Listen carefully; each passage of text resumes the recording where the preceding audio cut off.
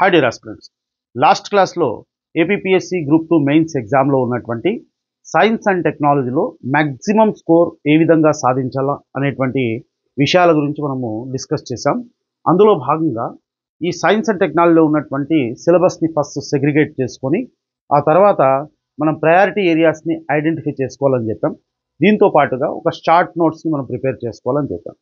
So first of all ఇక్కడ మనము ఈ స్టాక్ అదేవిధంగా కరెంట్గా ఉన్నటువంటి అంశాలని రెండింటినీ కూడా ఇంటగ్రేట్ చేసుకుంటూ చదువుకోగలిగితే సో ఈ తక్కువ సమయంలో మనము మ్యాక్సిమం స్కోర్ చేయవచ్చు. అంటే మినిమంగా 50+ మార్క్స్ అయితే డ్యామ్ షూర్గా గ్యారంటీగా మనం పొందవచ్చు. సో ఆ అంశాలు ఏవి, ఎలా మనం సెగ్రిగేట్ చేసుకోవాలనేటువంటి విషయాలను ఒక్కసారి మనము డిస్కస్ చేద్దాం. సో ఫస్ట్ ఆఫ్ ఆల్ ఇక్కడ మనకు 5 చాప్టర్స్ ఉన్నాయి కదా. ఈ 5 చాప్టర్స్లో అంటే ఈ టోటల్గా 75 మార్క్స్ ఉంది కాబట్టి 5 చాప్టర్స్ ఉన్నాయి. ఈ చాప్టర్స్ నుంచి మనకు 15 క్వశ్చన్స్ వస్తాయని మనం ఎక్స్పెక్ట్ చేయొచ్చు. అలా ఏం జరగదండి. ఎందుకు అంటే అక్కడ మనకు స్పెసిఫిక్గా ఏం మెన్షన్ చేయలేదు కాబట్టి మనకు కొన్ని ఏరియాస్ అనేటివి మోస్ట్ ఇంపార్టెంట్ ఏరియాస్గా ప్రయారిటీ ఏరియాస్గా ఉన్నాయి, కొన్ని సో అన్ప్రయారిటీ ఏరియాస్గా ఉన్నాయి.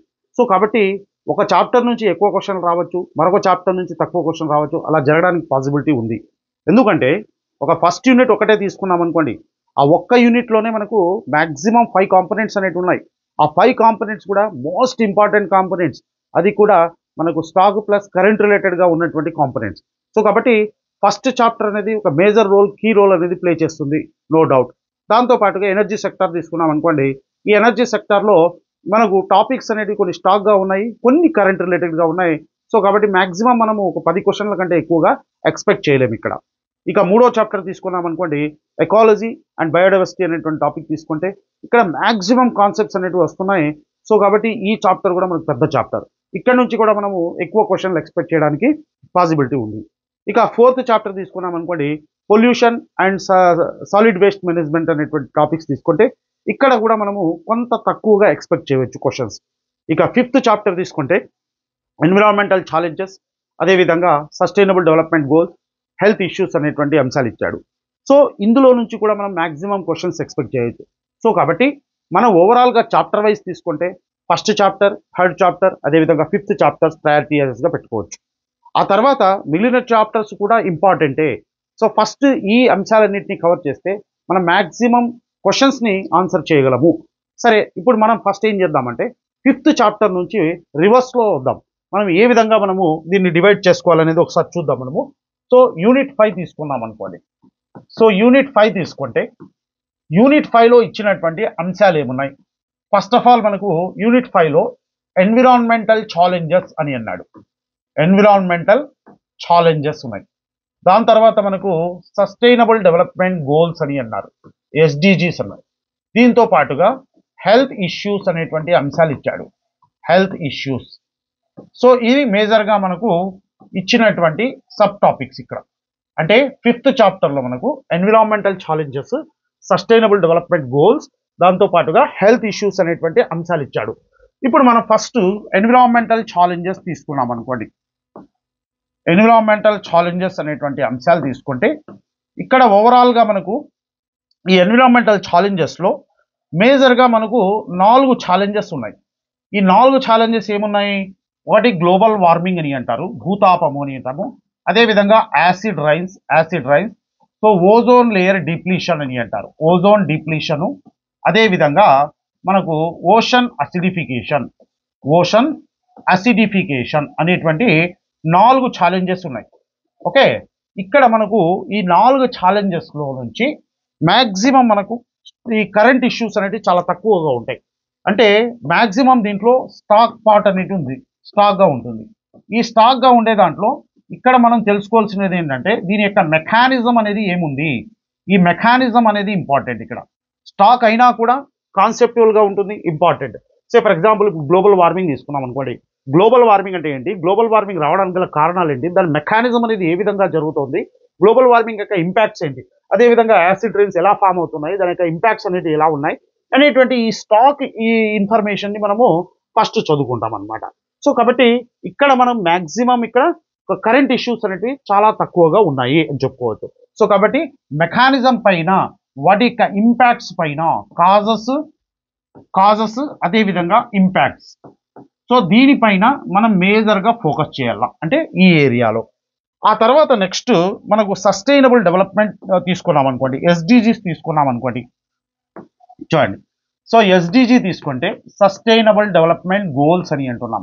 ఈ ఎస్డిజి టాపిక్ తీసుకుంటే ఇక్కడ మనకు స్టాక్లో గోల్స్ అనేవి ఉన్నాయి, ఎస్డిజి గోల్స్ ఉన్నాయి. ఆ ఎస్డిజి గోల్స్ మొత్తాన్ని మనము స్టాక్గా చదువుకుంటాం. సో ఏ గోల్ ఏం చెప్తుంది అనేటువంటి విషయాల్ని స్టాక్గా చదువుకుంటాం. దాంతోపాటుగా మనం కరెంట్ టాపిక్గా తీసుకున్నాం అనుకోండి, ఈ గోల్స్ అనేది స్టాక్గా చదువుకుంటే ఇక దీని రిలేటెడ్గా మనము కరెంట్ ఇష్యూస్ అనేటివి ఏం చదవాలంటే, కరెంట్గా ఏం చదవాలంటే, ఇప్పుడు ఈ గోల్స్ని సాధించడానికి కోసము గవర్నమెంట్ ఇంప్లిమెంట్ చేస్తున్నటువంటి కొన్ని స్కీమ్స్ ఉంటాయి. సో గవర్నమెంట్ ఇంప్లిమెంట్ చేస్తున్నటువంటి స్కీమ్స్ ఉంటాయి. ఫర్ ఎగ్జాంపుల్ గోల్ 1 తీసుకున్నాం అనుకోండి, సో నో పావర్టీ అని అంటున్నాం. సో పేదరిక నిర్మూలన. సో దీనికి సంబంధించి ప్రైమ్ మినిస్టర్ జన్ ధన్ యోజన అనేటువంటి ఒక ప్రోగ్రామ్ ఉంది. లేదంటే రోడ్లు కావచ్చు, లేదంటే ఇన్ఫ్రాస్ట్రక్చర్ డెవలప్మెంట్ సంబంధించినటువంటి కొన్ని స్కీమ్స్ ఉన్నాయి. ఆ విధంగా మనకు గవర్నమెంట్ స్కీమ్స్ని లింక్ చేసుకోవాలన్నమాట. అదేవిధంగా గోల్ 2 తీసుకున్నాం అనుకోండి, ఆ గోల్ 2 తీసుకుంటే మనకు జీరో హంగర్ అనేది ఉంది. జీరో హంగర్ కోసము మనము ఏ విధమైనటువంటి గవర్నమెంట్ ప్రోగ్రామ్స్ అనేటివి కండక్ట్ చేయడం అనేది జరుగుతుంది. సో ఇదే విధంగా మనకు గోల్ 9 తీసుకున్నాం అనుకోండి, ఇన్నోవేషన్ దానికి సంబంధించినటువంటివి. సో దీనిలో మనకు ఎలక్ట్రికల్ వెహికల్స్ సంబంధించినటువంటి స్కీమ్స్ కావచ్చు. ఈ విధంగా హెల్త్ ఇష్యూస్ సంబంధించినటువంటి కొన్ని స్కీమ్స్, ఇక్కడ గవర్నమెంట్ ఏవేవైతే స్కీమ్స్ ఇంప్లిమెంట్ చేస్తుందో ఆ స్కీమ్స్ మొత్తాన్ని కూడా మనం కరెంట్ టాపిక్గా చదువుకోవాలి. దీంతో పాటుగా ఎస్డిజి రిపోర్ట్, ఈ మధ్య కాలంలో నీతి ఆయోగ్, ఈ నీతి ఆయోగ్ అనేది ఎస్డిజికి సంబంధించినటువంటి రిపోర్ట్ని రిలీజ్ చేయడం జరిగింది. సో జూన్లో రావడం జరిగింది ఈ రిపోర్ట్. సో ఈ రిపోర్ట్ అనేది మోస్ట్ ఇంపార్టెంట్ అనమాట. ఎందుకు అంటే మనము ఒక క్వశ్చన్ అయితే డ్యామ్ షూర్గా మనం దీని నుంచి ఎక్స్పెక్ట్ చేయవచ్చు. అంటే ఎస్డిజి టాపిక్ తీసుకున్నప్పుడు గోల్స్ మొత్తాన్ని మనం చదువుకుంటాం, వాటి యొక్క టార్గెట్స్ని చదువుకుంటాం. వీటితో పాటుగా కరెంట్గా వచ్చినప్పుడు గవర్నమెంట్ ఈ గోల్స్ని సాధించడానికి కోసం ఏ విధమైనటువంటి స్కీమ్స్ని ఇంప్లిమెంట్ చేస్తుంది అనేటువంటి అంశాలపైన ఫోకస్ చేయాలి. దీంతో పాటుగా నీతి ఆయోగ్ ఎస్డిజి రిపోర్ట్ అనేది లాస్ట్ జూన్లో రిలీజ్ కావడం జరిగింది. ఆ రిపోర్ట్ ఏం చెప్తుంది, ఈ రిపోర్ట్ చదువుకుంటే మనకు మ్యాక్సిమం క్వశ్చన్ అనేది ఎక్స్పెక్ట్ చేయవచ్చు.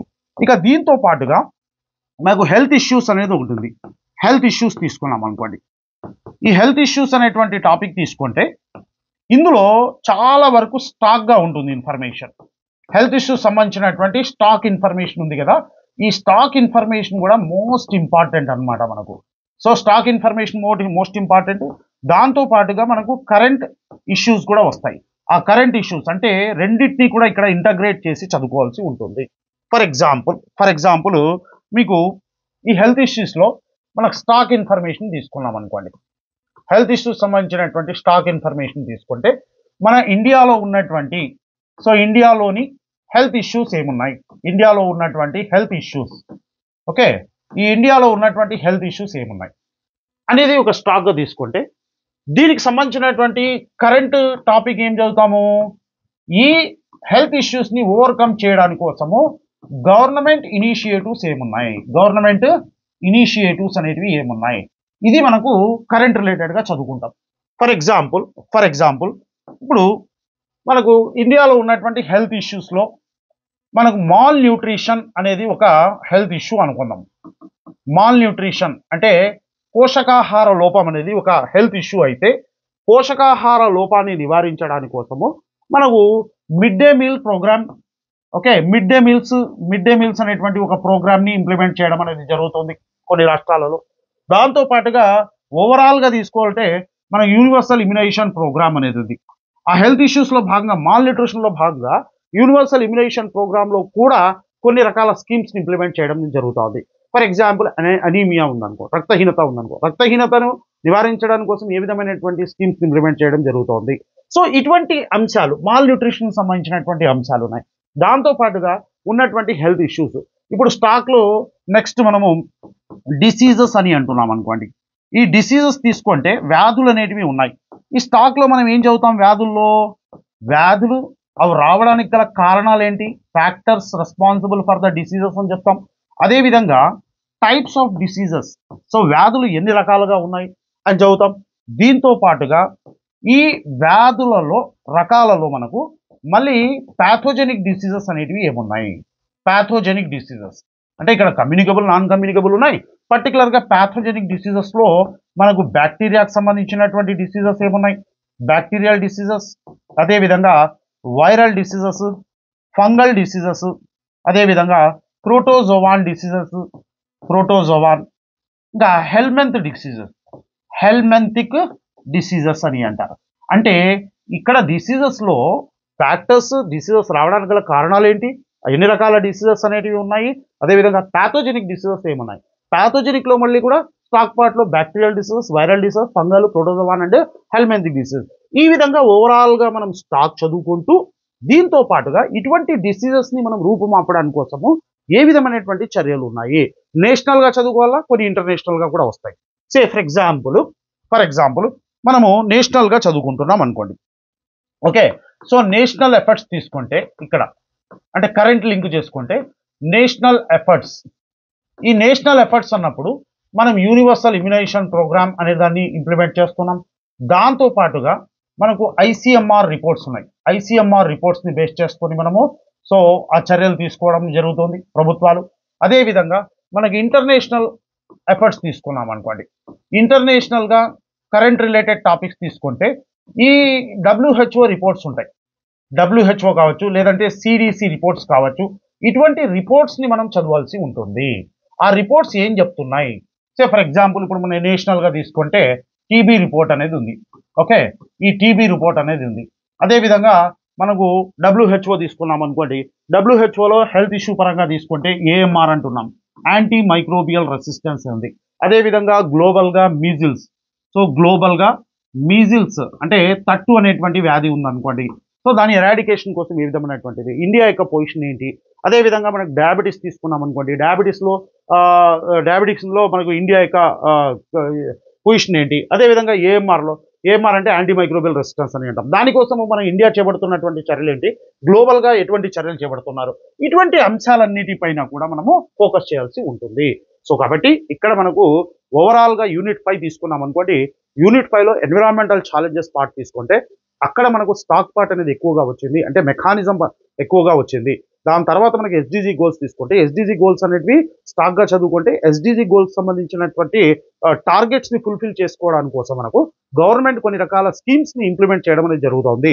దాంతోపాటుగా నీతి ఆయోగ్ యొక్క రిపోర్ట్ ఏం చెప్తుంది, సో అనేటువంటి విషయాలు చదువుకుంటాం. హెల్త్ ఇష్యూస్లో తీసుకుంటే హెల్త్ ఇష్యూస్ అనేది ఓవరాల్గా ఇండియాలో ఏ విధమైనటువంటి హెల్త్ ఇష్యూస్ ఉన్నాయి, ఎందుకోసం వస్తున్నా, దాని కాజెస్ ఏంటి, దాని ఇంపాక్ట్ ఏంటి.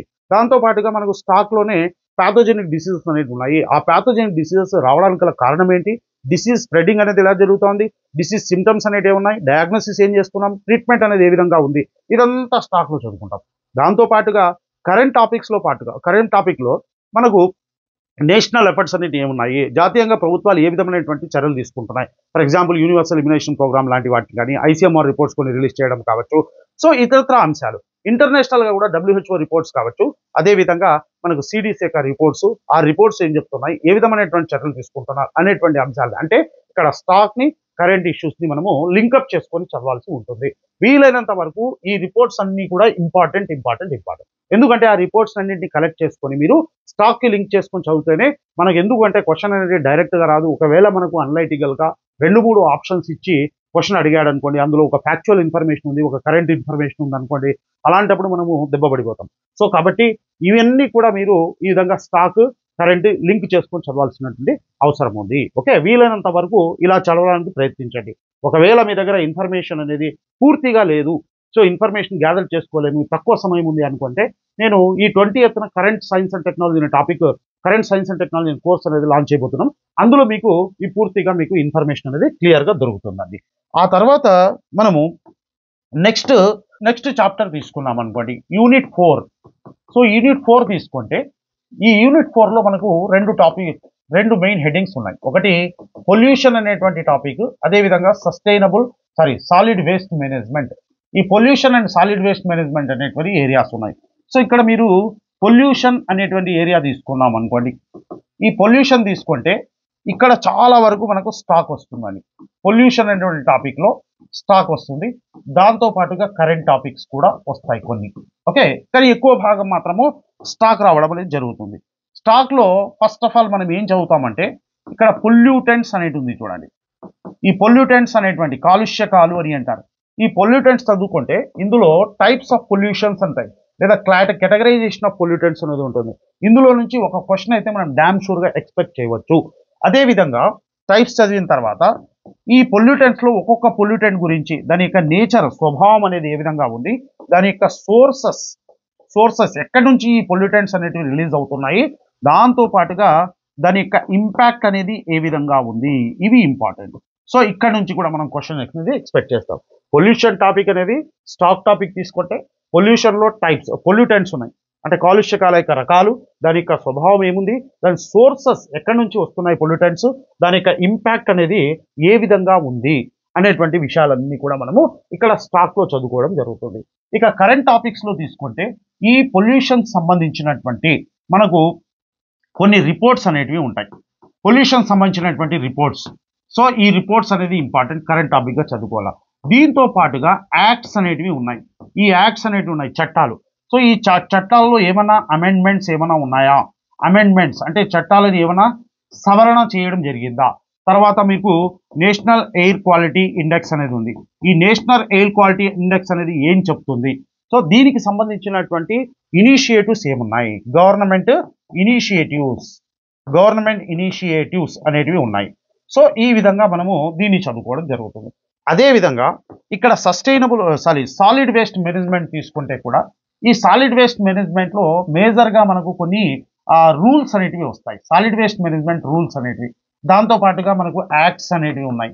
ఈ యాక్ట్స్, రూల్స్ లేదా గవర్నమెంట్ ఇనిషియేటివ్స్ ఇవి మనం కరెంట్ టాపిక్గా చదువుకోవడం జరుగుతుంది. సో కాబట్టి ఇక్కడ మనకు యూనిట్ 4 తీసుకుంటే pollution and solid waste management టాపిక్లో స్టాక్ పార్ట్ అనేది ఎక్కువగా వస్తుంది. దీన్ని కరెంట్గా మనము లింక్ చేసుకోవాలంటే కొన్ని రిపోర్ట్స్, యాక్ట్స్, అదేవిధంగా గవర్నమెంట్ ఇనిషియేటివ్స్, గవర్నమెంట్ స్కీమ్స్ ఏవైతే ఉంటాయో సో అటువంటి వాటిని మనం దీన్ని లింక్ చేసుకొని చదువుకోవాల్సి ఉంటుంది. ఓకే, రైట్ అండి. ఇది యూనిట్ 4 అనమాట. అదేవిధంగా యూనిట్ 3 తీసుకున్నాం అనుకోండి. సో యూనిట్ 3 తీసుకుంటే ఈ యూనిట్ 3లో మెయిన్గా మనకు ఎకాలజీ అండ్ బయోడైవర్సిటీ అనేటువంటి టాపిక్స్ ఉన్నాయి. ఎకాలజీ అండ్ బయోడైవర్సిటీ, ఈ ఎకాలజీ బయోడైవర్సిటీ అనేటువంటి మెయిన్ టాపిక్స్ ఉన్నాయి. సో ఇందులో ఫస్ట్ ఆఫ్ ఆల్ మనము ఎకాలజీ కంటే ముందుగా ఎన్విరాన్మెంట్ అనేటువంటి అంశాల గురించి చదువుకుంటాం. ఎన్విరాన్మెంట్ ఇక్కడ మీకు ఈ థర్డ్ చాప్టర్ నుంచి both stock and current topics చాలా ఉంటాయి. స్టాక్ అనేది మ్యాక్సిమం కాన్సెప్ట్స్ పైన ఆధారపడి ఉంటుంది, చాలా వరకు కాన్సెప్ట్స్ వస్తాయి. దాంతోపాటుగా కరెంట్ టాపిక్స్ కూడా బాగానే వస్తాయి. సో ఇప్పుడు ఎన్విరాన్మెంట్ తీసుకున్నాం అనుకోండి, ఎన్విరాన్మెంట్ మొత్తం అంతా కూడా మనం స్టాక్గా వస్తుంది. ఇక్కడ ఎన్విరాన్మెంట్లో మనము ఎన్విరాన్మెంట్లో మనము ఫీచర్స్ ఆఫ్ ఎన్విరాన్మెంట్ తీసుకుంటాం. ఈ ఫీచర్స్ కావచ్చు, లేదంటే కాంపోనెంట్స్ ఆఫ్ ఎన్విరాన్మెంట్. ఈ కాంపోనెంట్స్ ఆఫ్ ఎన్విరాన్మెంట్ అనేది మోస్ట్ ఇంపార్టెంట్ ఏరియా. ఇది ఈ కాంపోనెంట్స్ ఆఫ్ ఎన్విరాన్మెంట్ అనేది మోస్ట్ ఇంపార్టెంట్ ఏరియా అండి. ఇప్పుడు ఫర్ ఎగ్జాంపుల్ మీరు కాంపోనెంట్స్ తీసుకున్నారనుకోండి, కాంపోనెంట్స్లో మీరు అట్మాస్ఫియర్ అని చదువుతున్నారనుకోండి. ఈ అట్మాస్ఫియర్లో ఇక్కడ మనకు లేయర్స్ అనేటివి ఉంటాయి. ఈ లేయర్స్ అనేది మోస్ట్ ఇంపార్టెంట్ ఏరియా అనమాట. ఇది లేయర్స్ అనేది ఈ ట్రోపోస్ఫియర్ కావచ్చు, స్ట్రాటోస్ఫియర్, ఎందుకంటే దాని యొక్క క్యారెక్టరిస్టిక్ ఫీచర్స్ పైన మనకు క్వశ్చన్ అడగడానికి పాసిబిలిటీ ఉంటుంది. లిథోస్ఫియర్ తీసుకున్నాం అనుకోండి, దాని యొక్క లేయర్స్ పైన, సో దాని క్యారెక్టరిస్టిక్ ఫీచర్స్ పైన ఏ విధమైనటువంటి ఎలిమెంట్ అక్కడ లభిస్తుంది, ఇవన్నీ కూడా స్టాక్ అనమాట. ఎన్విరాన్మెంట్ పార్ట్లో దానికి ఫీచర్స్, అదేవిధంగా కాంపోనెంట్స్ ఆఫ్ ఎన్విరాన్మెంట్ అనేది వెరీ వెరీ ఇంపార్టెంట్. అదేవిధంగా మీరు ఎకాలజీ తీసుకున్నారనుకోండి, ఎకాలజీ తీసుకుంటే ఇది కూడా మనకు చాలా కాన్సెప్చువల్గా ఉంటుంది, ఫ్యాక్చువల్గా ఉంటుంది. ఎకాలజీలో ప్రయారిటీ ఏరియా వచ్చేసి టర్మినాలజీ ఆఫ్ ఎకాలజీ. టర్మినాలజీ అనేది మోస్ట్ ఇంపార్టెంట్ అండి, మోస్ట్ ఇంపార్టెంట్ ఏరియా. ఎందుకు అంటే డెఫినెట్గా మనం ఇక్కడ నుంచి క్వశ్చన్ అయితే ఎక్స్పెక్ట్ చేయవచ్చు. ఎందుకంటే ఇక్కడ కొన్ని టర్మినాలజీస్ వస్తాయి. ఆ టర్మినాలజీస్ పైన మ్యాచ్ ద ఫాలోయింగ్ క్వశ్చన్ అడగచ్చు, లేదంటే which of the following is not correct అనే క్వశ్చన్ అడగచ్చు. సో కాబట్టి ఈ టర్మినాలజీ పైన డెఫినెట్గా మనకు క్వశ్చన్ అనేది వస్తుంది. ఆ తర్వాత ఈ ఎకాలజీ పార్ట్లోని ఎకోసిస్టమ్ అని అంటున్నాం. ఎకోసిస్టమ్ ఆవరణ వ్యవస్థ అని అంటున్నాం. ఈ ఎకోసిస్టంలో మనకు ప్రయారిటీ ఇవ్వాల్సినటువంటి area structure of ecosystem, structure లేదా కాంపోనెంట్స్ ఆఫ్ ఎకోసిస్టమ్. ఇక్కడ నుంచి మనం డెఫినెట్గా క్వశ్చన్ అయితే ఎక్స్పెక్ట్ చేయవచ్చు. క్వశ్చన్ అయితే 1 or 2 క్వశ్చన్స్ రావడానికి పాసిబిలిటీ ఉంది. 1 to 2 క్వశ్చన్స్ రావడానికి పాసిబిలిటీ ఉంది. స్ట్రక్చర్ ఆఫ్ ఎకో సిస్టమ్ కావచ్చు, కాంపోనెంట్స్ ఆఫ్ ఎకో సిస్టమ్ కావచ్చు. దాంతో పాటుగా మనకు functions of eco system, functions తీసుకున్నాం అనుకోండి. ఓకే, ఈ ఫంక్షన్స్ ఆఫ్ ఎకో సిస్టమ్ కూడా this is most important area. ఇక్కడ మనం క్వశ్చన్ ఎక్స్పెక్ట్ చేయాలనుకుంటే మనం ఈ ఫంక్షన్స్ నుంచి డెఫినెట్గా మనం ఎక్స్పెక్ట్ చేయవచ్చు. ఫర్ ఎగ్జాంపుల్ ఇక్కడ మనం ఫంక్షన్స్ తీసుకున్నాం అనుకోండి. ఈ ఫంక్షన్స్లో కూడా పర్టికులర్గా మనకు ఈ ఫుడ్ చైన్స్ అనేది ఉంది కదా, ఫుడ్ చైన్స్, ఆహారపు గొలుసు అని అంటారు. ఈ ఫుడ్ చైన్స్ అనేది మోస్ట్ ఇంపార్టెంట్. ఫంక్షన్స్లో ఆల్మోస్ట్ ఆల్ అన్నీ ఇంపార్టెంటే, అందులో పర్టికులర్గా ఫుడ్ చైన్స్ అనేది ఇంపార్టెంట్. డెఫినెట్గా మనము క్వశ్చన్ ఎక్స్పెక్ట్ చేయవచ్చు. అదేవిధంగా మనము ఎకలాజికల్ పిరమిడ్స్ అనేటువంటి టాపిక్ ఉంది. ఈ ఎకలాజికల్ పిరమిడ్స్ అనేటువంటి టాపిక్లో నుంచి కూడా మనం ఒక క్వశ్చన్ అయితే డ్యామ్ షూర్గా ఎక్స్పెక్ట్ చేయవచ్చు. అదేవిధంగా న్యూట్రియంట్ సైకిల్స్ ఉన్నాయి. ఈ న్యూట్రియంట్ సైకిల్స్ అనేది మోస్ట్ ఇంపార్టెంట్ ఏరియా అండి. Nutrient cycle. డెఫినెట్గా ఈ న్యూట్రియంట్ సైకిల్లో మనము మెకానిజం పైన ఫోకస్ చేయాలా. మెకానిజం ఏ విధంగా జరుగుతుంది అనే దానిపైన ఫోకస్ చేయాలి, మెకానిజం పైన, న్యూట్రియంట్ సైకిల్స్. ఆ తర్వాత మనకు ఫంక్షన్స్లో ఎకలాజికల్ ససెషన్ అనేటువంటి టాపిక్ ఉంది. సో ఇది కూడా ఇంపార్టెంట్ ఏరియానే. సో కాబట్టి మనకు ఈ ఎకో సిస్టంలో చదివేటువంటి అన్ని టాపిక్, ఫుడ్ చైన్స్ కావచ్చు, ఎకలాజికల్ పిరమిడ్స్, న్యూట్రియంట్ సైకిల్స్, ససెషన్, ఈ అన్ని ఏరియాస్ కూడా మోస్ట్ ఇంపార్టెంట్ ఏరియాస్ అన్నమాట. Okay, right. ఆ తర్వాత మనకు ఫైనల్గా బయోడైవర్సిటీ అనేటువంటి టాపిక్ ఉంది. బయోడైవర్సిటీ, జీవ వైవిధ్యం అని అంటున్నాం. ఈ బయోడైవర్సిటీ ఏరియా అనేది మోస్ట్ ఇంపార్టెంట్ టాపిక్ అన్నమాట. మోస్ట్ ఇంపార్టెంట్ ఏరియా ఇది బయోడైవర్సిటీలో మనకు స్టాక్ వస్తుంది, అదేవిధంగా కరెంట్ టాపిక్స్ వస్తాయి.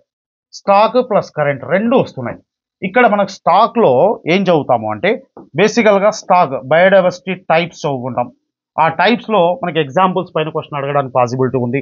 దాంతోపాటుగా ఇంపార్టెన్స్ ఆఫ్ బయోడైవర్సిటీ, ఈ ఇంపార్టెన్స్ కావచ్చు.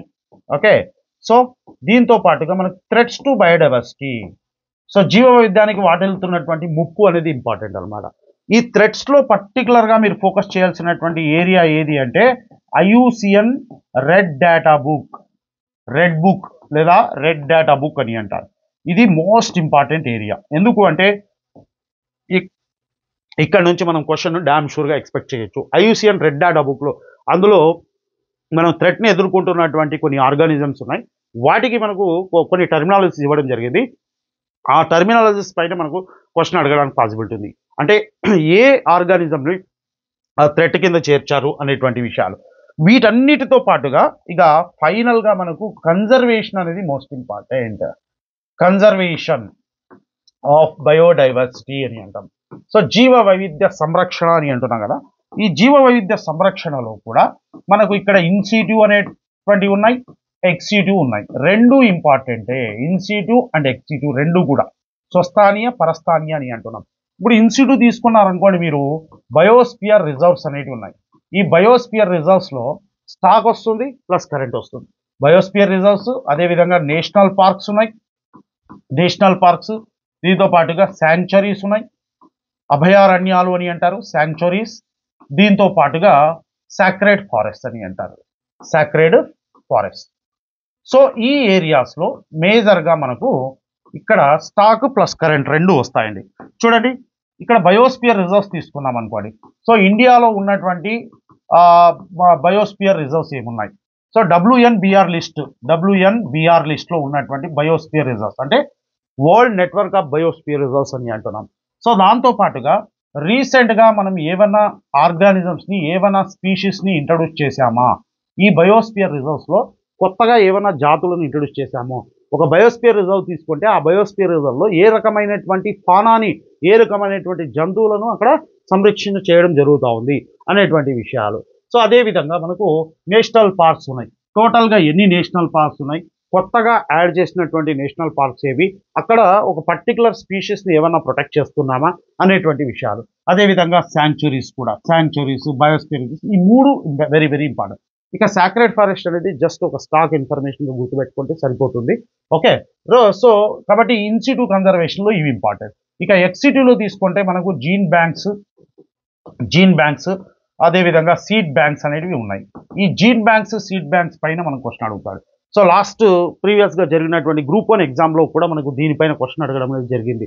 సో అంటే రీసెంట్గా మనం ఏమైనా కొత్తగా ల్యాబొరేటరీస్ని కానీ కొత్తగా ఈ జీన్ బ్యాంక్స్ సీడ్ బ్యాంక్స్ అనేటివి ఎస్టాబ్లిష్ చేశామా, సో అందులో ఏ విధమైనటువంటి యాక్టివిటీ అనేది జరుగుతుంది అనేటువంటి విషయాలపైన, అంటే ఓవరాల్గా తీసుకుంటే బయోడైవర్సిటీ కన్జర్వేషన్ అనేది కూడా ద మోస్ట్ ఇంపార్టెంట్ టాపిక్ అనమాట.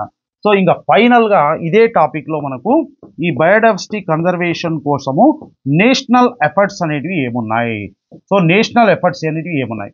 So for example biodiversity act తీసుకోండి. ఈ బయోడైవర్సిటీ యాక్ట్లో అమెండ్మెంట్స్ అనేటివి ఏం చేసాం మనము, బయోడైవర్సిటీ యాక్ట్లో వచ్చినటువంటి అమెండ్మెంట్స్ ఏంటి, అదేవిధంగా మనం ఏ విధమైనటువంటి స్ట్రాటజీని ఫాలో కావడం అనేది జరుగుతోంది. సో అంటే ఏ విధమైనటువంటి స్ట్రాటజీని ఇంప్లిమెంట్ చేయడం జరుగుతుంది, ప్రభుత్వం ఏ విధమైనటువంటి చర్యలు తీసుకోవడం జరుగుతుంది, ఏ విధమైనటువంటి స్ట్రాటజీలో భాగంగా మనం యాక్ట్స్ని వైల్డ్ లైఫ్ ప్రొటెక్షన్ యాక్ట్ కావచ్చు, బయోడైవర్సిటీ యాక్ట్ కావచ్చు, సో ఇటువంటి యాక్ట్స్ని ఇంప్లిమెంట్ చేయడం అనేది జరుగుతుంది. ఈ నేషనల్ ఎఫర్ట్స్ ఇంపార్టెంట్. దీంతో పాటుగా ఇంటర్నేషనల్ ఎఫర్ట్స్, ఈ ఇంటర్నేషనల్ ఎఫర్ట్స్లో మనము డీటెయిల్గా వెళ్ళాల్సినటువంటి అవసరం లేదండి. ఈ ఇంటర్నేషనల్ ఎఫర్ట్స్లో ఓవరాల్గా ఏం చదువుకోవాలంటే కొన్ని ఆర్గనైజేషన్స్ ఉంటాయి. సే ఫర్ ఎగ్జాంపుల్ మనకు ఈ IUCN అనేది ఉంది. IUCN అనేది మేజర్ రోల్ ప్లే చేయడం జరుగుతుంది. అదేవిధంగా WWF వరల్డ్ వైడ్ ఫండ్ అని అంటాము. అదేవిధంగా మనకు CITES అనేసి, సో ఇలాంటి కొన్ని రకాల ఆర్గనైజేషన్స్ అనేటివి బయోడైవర్సిటీ కన్జర్వేషన్లో వర్క్ చేయడం అనేది జరుగుతుంది. ఆ ఆర్గనైజేషన్స్ పైన ఫోకస్ చేయాలా. దాంతో పాటుగా మనకు బయోడైవర్సిటీ రిలేటెడ్గా కన్వెన్షన్స్ ఉన్నాయి, CBDs ఉన్నాయి, కన్వెన్షన్ ఆన్ బయలాజికల్ డైవర్సిటీ ఉన్నాయి. సో దీనికి సంబంధించినటువంటి సవాల్ అంటే ఈ ఇన్ఫర్మేషన్ అనేది చాలా వ్యాస్ట్గా ఉంది మనకు. ఈ వ్యాస్ట్గా ఉన్నటువంటి ఇన్ఫర్మేషన్ని పిన్ పాయింట్గా మనము షార్ట్ నోట్స్గా తయారు చేసుకొని దీనికి కరెంట్ టాపిక్స్ని లింక్ చేసుకోగలిగితే మాత్రం మ్యాక్సిమం మనము స్కోర్ చేయవచ్చు అనమాట. ఓకే, రైట్ అండి. సో ఇది మనకు థర్డ్ చాప్టర్. అదేవిధంగా సెకండ్ యూనిట్ తీసుకున్నాం అనుకోండి. సెకండ్ యూనిట్ 2 తీసుకుంటే ఈ యూనిట్ 2లో మనకు ఎనర్జీ సెక్టార్ అని అంటున్నాం. ఎనర్జీ సెక్టార్, సో బేసికల్గా ఎనర్జీ సెక్టార్లో ఇక్కడ స్టాక్ కరెంట్ రెండు వస్తున్నాయి. కాకపోతే మనకు స్టాక్ అనేది ఎక్కువగా ఉంది. ఈ ఎనర్జీలో కూడా మనము నాన్ రిన్యూవబుల్ ఎనర్జీ, ఓకే, ఈ నాన్ రిన్యూవబుల్ అదేవిధంగా రీన్యూవబుల్. సో ఈ నాన్ రిన్యూవబుల్ తీసుకుంటే నాన్ రిన్యూవబుల్ ఎనర్జీ ఏదైతే ఉందో ఇందులో మనకు స్టాక్ ఇన్ఫర్మేషన్ అనేది చాలా ఎక్కువగా ఉంటుంది. సో నాన్ రిన్యూవబుల్ అని అంటున్నాం. సే ఫర్ ఎగ్జాంపుల్ మీరు నాన్ రిన్యూవబుల్ తీసుకుంటే ఒక కోల్ అనేది ఒక ఎగ్జాంపుల్గా తీసుకున్నాం అనుకోండి, బొగ్గు అనేది ఎగ్జాంపుల్గా తీసుకుంటే ఈ బొగ్గు అంటే రిజర్వ్స్, దీని యొక్క కోల్ రిజర్వ్స్ అనేటివి ఎక్కడ ఉన్నాయి, ఇండియాలో ఎక్కడ ఉన్నాయి కోల్ రిజర్వ్స్ అనేటివి. సో ఆ కోల్ రిజర్వ్స్ దీనికోసం కోల్ రిజర్వ్స్ అనేవి ఎక్కడ ఉన్నాయి.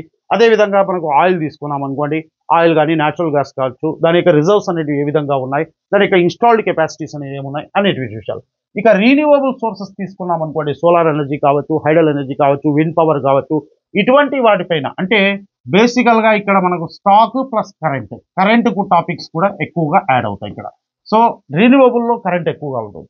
ఇక్కడ మనకు స్టాక్గా తీసుకుంటే ఫర్ ఎగ్జాంపుల్ సోలార్ ఎనర్జీ అనేది ఉందనుకోండి, లేదంటే విండ్ ఎనర్జీ అనేది ఉంది అనుకోండి.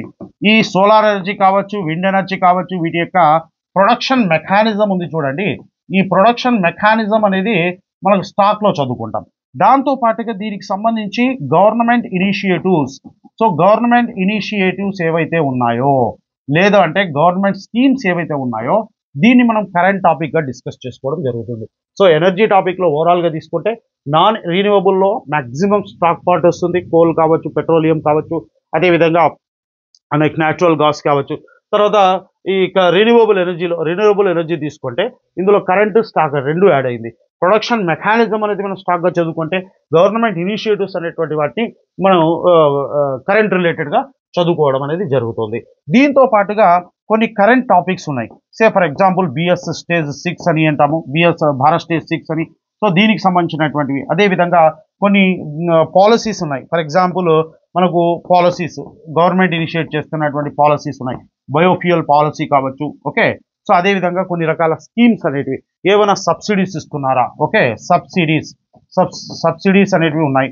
వీటితో పాటుగా ఇప్పుడు ఫర్ ఎగ్జాంపుల్ మనకు గవర్నమెంట్ ఇనిషియేటివ్స్లో భాగంగా ఈవీ ఎలక్ట్రానిక్ వెహికల్స్ అనేవి వచ్చినాయి. ఈ ఎలక్ట్రానిక్ వెహికల్స్ కోసము ఏ విధమైనటువంటి ఇనిషియేటివ్స్ ఉన్నాయి? ఓకే, ఫర్ ఎగ్జాంపుల్ మీరు పిఎం ఈ డ్రైవ్ అనేది తీసుకున్నారనుకోండి. ఈ పిఎం ఈ డ్రైవ్ కావచ్చు, లేదంటే ఈ హైవేస్ అనేటువంటి ఈ హైవేస్ అని అంటున్నాం. పిఎం ఈ డ్రైవ్ కావచ్చు, ఈ హైవేస్ కావచ్చు. సో ఇటువంటి ఏవైతే స్కీమ్స్ ఇలాంటివి ఉన్నాయో దాన్ని లింక్ చేసుకొని చదువుకోవాల్సి ఉంటుంది. ఓకే రైట్, ఇది యూనిట్ 2 అండి. దాంతో పాటుగా మనకు యూనిట్ 1 ఒకసారి చూసినాం అనుకోండి. సో యూనిట్ 1 అనేది చూస్తే, సో యూనిట్ 1 తీసుకుంటే ఇది మ్యాక్సిమం మనకు కరెంట్ ఇష్యూస్ పైన ఫోకస్ చేస్తుంది. కరెంట్ ఎక్కువగా ఉంటుంది. దాంతో పాటుగా స్టాక్ కూడా, అంటే కాన్సెప్ట్స్ కూడా కొన్ని వస్తాయి. ఫర్ ఎగ్జాంపుల్ ఇప్పుడు మీరు కాంపోనెంట్స్గా తీసుకున్నాం అనుకోండి. యూనిట్ 1లో తీసుకుంటే మీకు కొంతవరకు లాస్ట్ క్లాస్లో చెప్పాను నేను, ఎస్ఎన్టీ ఇన్ఫ్రాస్ట్రక్చర్ అని చెప్పాను. ఈ ఎస్ఎన్టీ ఇన్ఫ్రాస్ట్రక్చర్లో తీసుకుంటే మనకు ఈ అంటే మినిస్ట్రీస్, సో మినిస్ట్రీస్ కావచ్చు, అదేవిధంగా డిపార్ట్మెంట్స్ కావచ్చు, డిపార్ట్మెంట్స్, దీంతో పాటుగా ఆర్గనైజేషన్స్ కావచ్చు, ఆర్గనైజేషన్స్ ఇవి బేసికల్గా మనం స్టాక్గా చదువుకుంటాం. దీంతో పాటుగా దీనికి సంబంధించినటువంటి స్కీమ్స్ లేదా ప్రమోషన్స్ అనేటివి ఉన్నాయి. ఈ స్కీమ్స్ మీరు 15 నుంచి 20 స్కీమ్స్ వస్తాయి. ఇది ఇంపార్టెంట్ అనమాట. 1 or 2 క్వశ్చన్స్ అయితే డ్యామ్ షూర్గా మనం ఎక్స్పెక్ట్ చేయవచ్చు. దీనికి కరెంట్ రిలేటెడ్గా చదువుకోవడం అనేది జరుగుతుంది. సో దీంతో పాటుగా మనకు టెక్నాలజీ మిషన్స్ అనేటివి ఉన్నాయి. ఈ టెక్నాలజీ మిషన్స్లో కూడా రీసెంట్గా ఉన్నటువంటి టెక్నాలజీ మిషన్స్ పైన ఎక్కువగా ఫోకస్ చేయడం అనేది జరుగుతుంది. ఇక మీకు ఆల్రెడీ చెప్పాను నేను, ఎమర్జింగ్ టెక్నాలజీ అని అంటున్నాం. ఈ ఎమర్జింగ్ టెక్నాలజీస్లో బేసికల్గా ఇదంతా కూడా మ్యాక్సిమము కరెంట్ రిలేటెడ్గా చదువుకుంటాం. సో కరెంట్గా చదువుకుంటాం అనమాట. సో బేసికల్గా ఇక్కడ ఎమర్జింగ్ టెక్నాలజీలో మేజర్గా ఎమర్జింగ్ టెక్నాలజీ ఏమున్నాయి, గవర్నమెంట్ ఇనిషియేటివ్స్ ఏమున్నాయి అనేటువంటి విషయాలపైన మెయిన్గా ఫోకస్ చేయడం అనేది జరుగుతుంది. ఇక మీకు ఆల్రెడీ స్పేస్ టెక్నాలజీ కూడా చెప్పాను. సో ఈ స్పేస్లోకి వెళ్తే మనము ఇక్కడ మనకు స్టాక్ అంటే కాన్సెప్ట్ వస్తుంది. At the same time current recent developments అనేటివి ఏమున్నాయి, సో అంటే స్పేస్ మిషన్స్ ఏమున్నాయి, ఇస్రో లాంచెస్ ఏమున్నాయి, సో అంటే ఫ్యూచర్ ప్లాన్స్ అనేటివి ఏమున్నాయి అనేటువంటి విషయాలు తీసుకుంటాం. దీంతో పాటుగా మనము డిఫెన్స్ టెక్నాలజీ అనేది తీసుకున్నాం అనుకోండి. సో ఈ డిఫెన్స్ టెక్నాలజీలో తీసుకుంటే, ఇక్కడ స్టాక్ చదవాలా, దాంతో పాటుగా మనము కరెంట్ చదవాల్సి ఉంటుంది. సో ఇక్కడ మనకు స్టాక్ తీసుకున్నాం అనుకోండి. స్టాక్ అన్నప్పుడు ఇక్కడ మనకు డిఆర్డిఓ ఉంది. డిఆర్డిఓ యొక్క ఆబ్జెక్టివ్స్ ఏమున్నాయి, ఓకే, సో ఇది స్టాక్లో భాగంగా చదువుకుంటాం. అదేవిధంగా ఇండియన్ ఆర్మ్డ్ ఫోర్సెస్ ఉన్నాయి. ఈ ఇండియన్ ఆర్మ్డ్ ఫోర్సెస్ తీసుకుంటే ఇందులో మనకు ఆర్మీ అదేవిధంగా నేవీ, దీంతో పాటుగా ఎయిర్ ఫోర్స్ అనేది ఉంది. మేజర్గా మనకు ఎయిర్ ఫోర్స్ అనేది. సో అంటే ఈ ఆర్మీ, నేవీ, ఎయిర్ ఫోర్స్ యొక్క ఇన్ఫ్రాస్ట్రక్చర్ ఉంది కదా, ఆర్గనైజేషన్ అనేది మనము స్టాక్గా చదువుకుంటే, దీంతో పాటుగా ఇప్పుడు ఆర్మీలో తీసుకున్నాం అనుకోండి, ఎంబీటీస్ అనేవి ఉన్నాయి. ఎంబీటీస్ అని అంటాం. సో బ్యాటిల్ ట్యాంక్స్ అనేవి ఉన్నాయి. ఈ ఎంబీటీస్లో మనము రీసెంట్ డెవలప్మెంట్స్ ఏమైనా ఉన్నాయా, ఓకే, స్టాక్తో పాటుగా. దాంతో పాటుగా మనకు నేవీ తీసుకున్నాం అనుకోండి. నేవీలో మనకు సబ్మెరైన్స్ అనేటివి ఉన్నాయి. ఈ సబ్మెరైన్స్లో మనకు చాలా రకాల సబ్మెరైన్స్ అనేవి ఉంటాయి. డీజిల్ పవర్డ్ సబ్మెరైన్స్ ఉంటాయి, న్యూక్లియర్ పవర్ సబ్మెరైన్స్ ఉంటాయి. ఈ డీజిల్ పవర్డ్ సబ్మెరైన్స్లో రీసెంట్గా మనం కొన్ని రకాల సబ్మెరైన్స్ని లాంచ్ చేయడం అనేది జరిగింది. కాల్వరీ క్లాస్ సబ్మెరైన్స్ అని అంటున్నాం. అటువంటి సబ్మెరైన్స్ని మనం కరెంట్ రిలేటెడ్గా లింక్ చేసుకొని చదువుకోవాలి. దీంతో పాటుగా మనకు ఇక్కడ నేవీలోనే ఎయిర్ క్రాఫ్ట్ క్యారియర్స్ ఉన్నాయి. ఎయిర్ క్రాఫ్ట్ క్యారియర్స్ అని అంటాం. ఈ ఎయిర్ క్రాఫ్ట్ క్యారియర్స్లో మనకు పాతవి, ఓల్డ్వి ఉన్నాయి. రీసెంట్గా అంటే ఇప్పుడు మనం 2025లో లాంచ్ చేయబోతున్నటువంటి ఐఎన్ఎస్ విశాల్ అనేది ఉంది. సో దీనికి సంబంధించినటువంటి ఐఎన్ఎస్ విశాల్. సో అంటే బేసిక్ స్టాక్ ప్లస్ కరెంట్. ఇక ఎయిర్ ఫోర్స్ తీసుకున్నాం అనుకోండి. ఎయిర్ ఫోర్స్లో మనకు ఎయిర్ క్రాఫ్ట్స్ ఉంటాయి, హెలికాప్టర్స్ అనేవి ఉంటాయి. ఇప్పుడు ఫర్ ఎగ్జాంపుల్ C-295 అనేటువంటి ట్రాన్స్పోర్ట్ ఎయిర్ క్రాఫ్ట్ని రీసెంట్గా లాంచ్ చేయడం అనేది జరిగింది. సో దీంతో పాటుగా అంతకుముందు ఉన్నటువంటి MiG-21 అనేది ఉంది కదా, ఈ MiG-21 అనేటువంటి ఎయిర్ క్రాఫ్ట్స్ని ఫేజ్ అవుట్ చేయడం జరుగుతుంది, దాన్ని రీప్లేస్ చేయడం జరుగుతుంది. సో ఇటువంటి అంశాలు.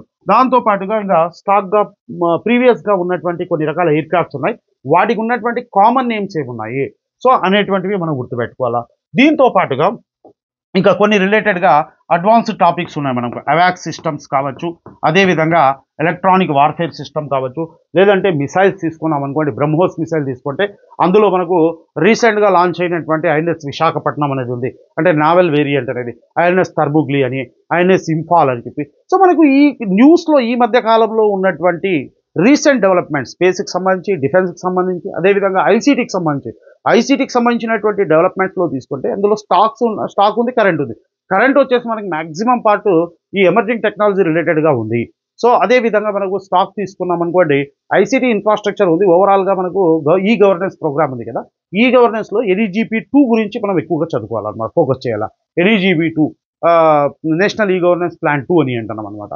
సో దీన్నే మనం ఈ క్రాంతి అని చెప్పుకున్నాం. దాని యొక్క పిల్లర్స్ ఏమున్నాయి అనేటువంటి విషయాలు అది స్టాక్గా చదువుకుంటాం. ఇక న్యూక్లియర్ టెక్నాలజీ పరంగా తీసుకుంటే, న్యూక్లియర్ టెక్నాలజీలో మ్యాక్సిమం మనకు కాన్సెప్ట్స్ వస్తున్నాయి, స్టాక్ పార్ట్ వస్తుంది. దాంతోపాటుగా మనకు రేడియో ఐసోటోప్స్ వాటి యొక్క అప్లికేషన్స్ అనేవి ఉన్నాయి. అంటే ఓవరాల్గా మీరు ఈ సిలబస్ని, అంటే ఇప్పటివరకు మీరు చదివేసినటువంటి అంశాలన్నిటినీ కూడా సో క్విక్ రివిజన్ చేసుకోవాలనేటువంటి ఉద్దేశంతోనే ఈ షార్ట్ నోట్స్ అనేది మనకి యూజ్ అవుతుంది. షార్ట్ నోట్స్లో ఏముండాలంటే మనకు స్టాక్ పార్ట్ ఎంత అవసరమో అంత తీసుకోవాలో, దాంతో లింక్ అయి ఉన్నటువంటి కరెంట్ టాపిక్స్ని మనం లింకప్ చేసుకోవాలన్నమాట.